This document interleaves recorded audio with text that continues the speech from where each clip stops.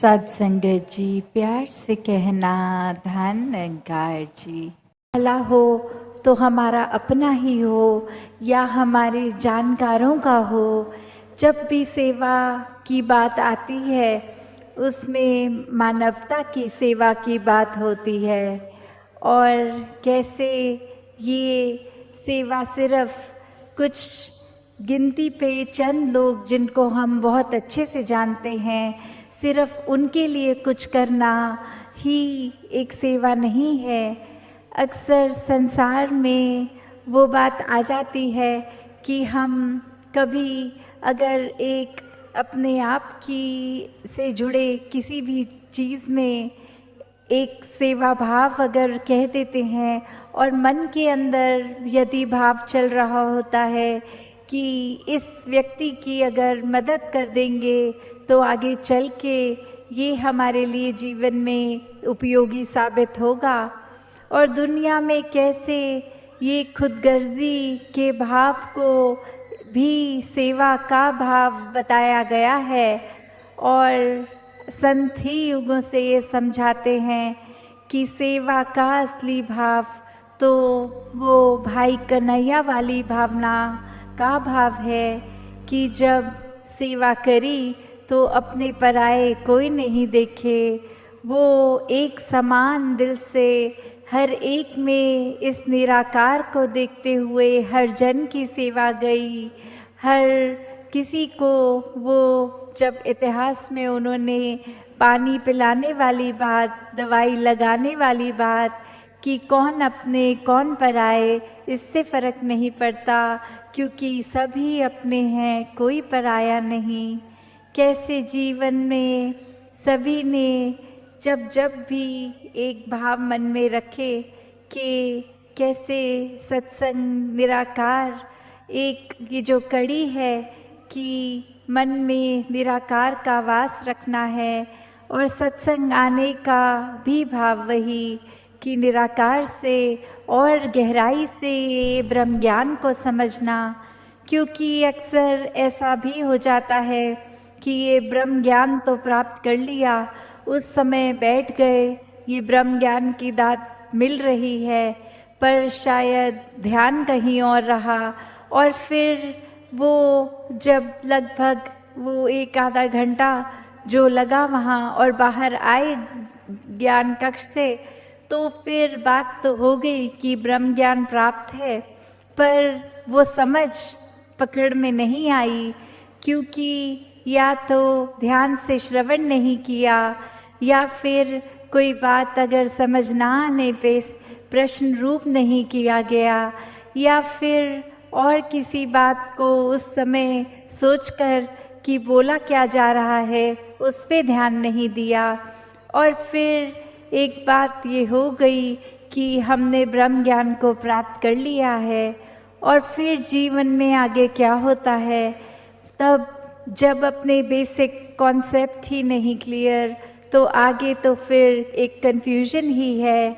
वो फिर ज़िंदगी वैसी ही है जो चाहे किसी ने ब्रह्म ज्ञान ना लिया हो तो भी जो वो जीवन जीते हैं वैसे ही हर फिर ऐसे भी जब ज्ञान लेकर उसको समझकर उसको हृदय में न बसाएं तो भी जीवन वैसे ही ये अंधकार में ही होता है।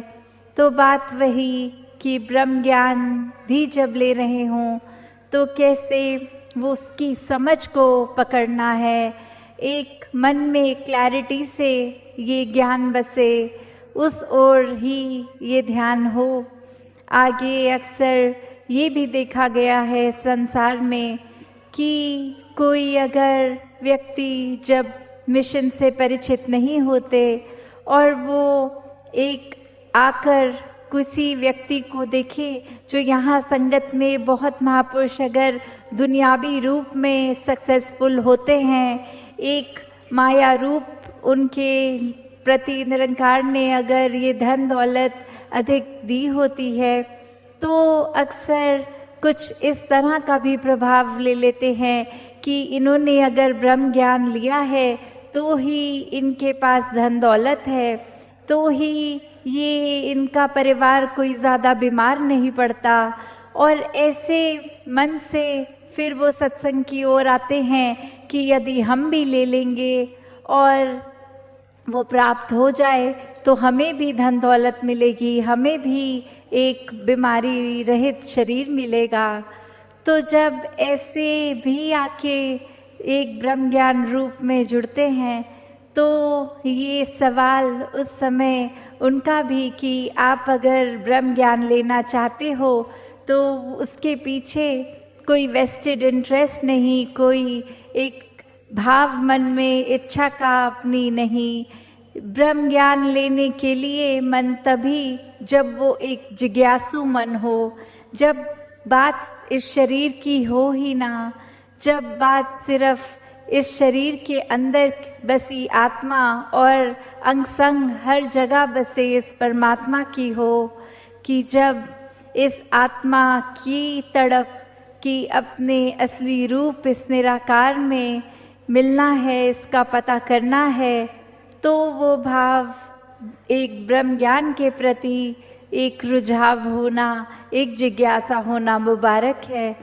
क्योंकि ये भी देखा गया है कि अक्सर कुछ संगत करके कुछ एक नए अगर जुड़ते भी हैं, आगे वो कुछ समय बाकियों को प्रेरणा देते हैं कि हम कुछ समय से सत्संग जा रहे हैं, आप भी चलिए, और खुद अपने कुछ समय में ही वो सत्संग के प्रति लगन कम हो गई और आगे जिनको कहा उनके प्रति वो उनका तो एक मन का लगाव इस निरंकार से हो गया। उन्होंने ब्रह्म ज्ञान भी लिया और उसको बसाया भी, उसके प्रति एक जीवन समर्पित भी किया। पर जिन्होंने उनको ब्रह्म ज्ञान की प्रेरणा दी वो ही सत्संग से दूर हो गए। तो कैसे जीवन में हर किसी ने ये ब्रह्म ज्ञान की दात को जब लेना है तो भाव मन में सिर्फ और सिर्फ यही कि इस निराकार का पता चल जाए, इस शरीर की ही यात्रा को हम एक असली, एक अपने शरीर को ही सब कुछ ना मान बैठे। जो असली का जीवन है, एक नश्वर जीवन, वो तो एक ख़त्म है जब, तो ये आत्मा जो नश्वर हमेशा एक दातार के साथ ही जुड़कर हो जाएगी जब भटकन से रहित जीवन होगा। वरना बात यही कि हम तो ज्ञान भी हमने प्राप्त किया, सत्संग भी जाते हैं, फिर भी अगर घर परिवार में शादी है तो भरम भुलेखे भी हम फॉलो करेंगे। हम फिर एक जो सांसारिक सुपरस्टिशंस हैं उनको भी मानेंगे और अपने आप को बोलते हैं कि हम तो सांसारिक हर एक बंधन से मुक्त हैं, का ही रूप हो जाते हैं जो प्यार करते हैं। एक लव इज़ गॉड वाली बात कि प्यार ही परमात्मा है। और कैसे एक फिर बात वही कि उदाहरण के तौर पे एक कहानी कि एक इंसान अपने बहुत सालों का एक विद्वान बनकर कोई भी उसने ऐसी कोई किताब, चाहे वो एक आध्यात्मिक किताब हो या दुनियावी किताब हो, कोई भी किताब ऐसी छोड़ी नहीं जिससे एक मन का विकास होगा, बुद्धि का विकास होगा, एक आध्यात्मिक विकास होगा। पर बात वही कि परमात्मा जीवन में नहीं। और कैसे फिर वो एक संत के पास जाके यही बात कि एक परमात्मा को एक जानना चाहते हैं, और आगे से वो संत का एक ही सवाल कि क्या आपने अपने जीवन में प्रेम अनुभव किया है, या क्या आपने किसी से भी कभी किसी रूप में प्रेम किया है। और बात वही कि वो इंसान आगे से जवाब में कह रहा है कि प्रेम के ऊपर तो बहुत किताबें भी पढ़ ली हैं, इस परमात्मा के ऊपर भी बहुत अध्ययन किया है। तो फिर उस संत का फिर से वही प्रश्न कि जीवन में प्रेम है कि नहीं है।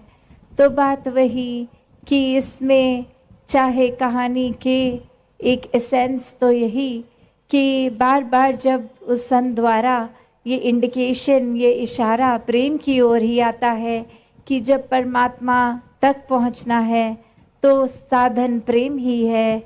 तो कैसे एक प्रेम करेंगे, वही परमात्मा है। तो बात इतनी कि जब परमात्मा को बिना जाने बिना देखे इस परमात्मा से प्रेम नहीं हो सकता। उसी प्रकार जैसे अगर हम सोचें कि हम किसी के प्रति उसको प्रेम करेंगे, कोई अनजान है, तो जब तक एक इंट्रोडक्शन नहीं होती, पहचान नहीं होती, तब तक कोई उससे हम बात नहीं कर पाते। और कोई अगर स्ट्रेंजर भी हो, कोई अजनबी भी हो, तो भी एक पोलाइटनेस के साथ तो उसके साथ व्यवहार, चाहे बस में चलते हुए कहीं और कोई आ जाता है सामने, तो वो कुछ पलों के लिए एक आदर सत्कार, अपनी सीट भी छोड़ देंगे उसको बिठाने के लिए। पर ये भी असली मायने में एक प्रेम नहीं, सिर्फ वो समय में एक अच्छाई का रूप तो ज़रूर है। तो कैसे हर समय का प्रेम मन में बसे कि फिर जब ये स्थिति हो कि कोई जाना हो या कोई अजनबी हो, कैसे सिर्फ अच्छाई तक सीमित ना हो, प्रेम से उसके साथ पेश आना हो। तो बात वही कि हर एक जीवन में जो भी चीज़ होती है वो परमात्मा से ही शुरू होती है और परमात्मा में ही वो चलती है। तो कोई भी बात के आधार को अगर हम परमात्मा इस निराकार को बनाएंगे तो वहाँ हर एक से प्रेम करना संभव होता है, क्योंकि उससे प्रेम हो गया जो हर किसी में है, कण कण में है, पत्ते पत्ते में है, पूरे ब्रह्मांड में है। तो जब इस परमात्मा से ही प्यार है तो हर किसी से प्यार है। फिर कुछ दिमाग सौदेबाजी नहीं करता। वो एक हम अपने अगर परमात्मा से कोई प्रार्थना भी की हो, उसमें भी चतुर चालाकियाँ नहीं, सिर्फ और सिर्फ यही कि जो परमात्मा दे रहा है उसकी संभाल हम कर पाएँ। जो परमात्मा ने दिया है वो चाहे एक शरीर की पीड़ा भी क्यों ना हो, उसको भी कैसे एक वरदान मानना है। तो ऐसा युगों युगों ने संतों ने किया, युगों युगों से, कि ये इंसान को एक अपने जो वजह से जीवन में एक आए हैं, ज़िंदगी जी रहे हैं, कि असली मकसद इस परमात्मा की प्राप्ति। संतों ने हमेशा इसी परमात्मा से जोड़ा है और इसी तरह कहा कि ये कार्य संसारी, चाहे आप कुछ भी कर रहे हैं, एक जिस तरह एक छोटे बच्चे को स्कूल के बाद, एक स्कूल के समय से ही थोड़ा प्रोत्साहन भी दिया जाता है कि अच्छे से पढ़ाई करो, आगे जाके कुछ बनना है, फिर आगे पारिवारिक जिम्मेवारियां इत्यादि। तो बात वही कि ये बात नहीं है कि हमें घर परिवार वालों के साथ प्यार का नाता नहीं रखना, हर एक को प्रोत्साहन नहीं देना, हर एक को देते चले जाना है। पर फिर वही बात आती है कि इस संसार की हर चीज़ परमात्मा के अलावा माया है, तो अपने आप को इतना भी अंदर नहीं माया के डाल लें कि फिर परमात्मा के लिए ही समय नहीं बचे। दातार हर एक पे कृपा करे। सात संगत जी, धन निरंकार जी। सात संगत जी, प्यार से कहना धन निरंकार जी। सात संगत जी, आशा करती हूँ कि आप सभी अपने घर पे स्वस्थ होंगे, मस्त होंगे और निरंकार का सुमिरन टाइम टू टाइम कर रहे होंगे। सात संगत जी, तू मालिक तू खालिक मेरा, तू जागे अरदास करो, तन मन धन तेरी माया, पेश में सारी रास करो। तू ही माता पिता है जग का, बच्चे बाले तेरे हैं, तेरी हो यदि दया दृष्टि, जग में सुख घनेरे है। अंत तेरा कोई पा नहीं सकता, तेरा रूप न्यारा है। तू ऊंचा, तू सबसे ऊंचा, तू ही एक सहारा है। अपनी सीमा अपनी हालत जान रहा, तू सारी है। अवतार दास दासों का तेरे चरणों पर बलिहारी है। चमत्कार विज्ञान ने ऐसा करके आज दिखाया है, बहरे को भी यंत्र लगा के सुर संगीत सुनाया है। देखो इस विज्ञान के चलते ऐसी ऐनक आई है, कम नजर वालों पहने तो देता उसे दिखाई है। नहीं बनाया कुछ भी ऐसा, मगर इसी विज्ञान ने इससे निंदा चुगली सुनना बंद किया हो कान ने।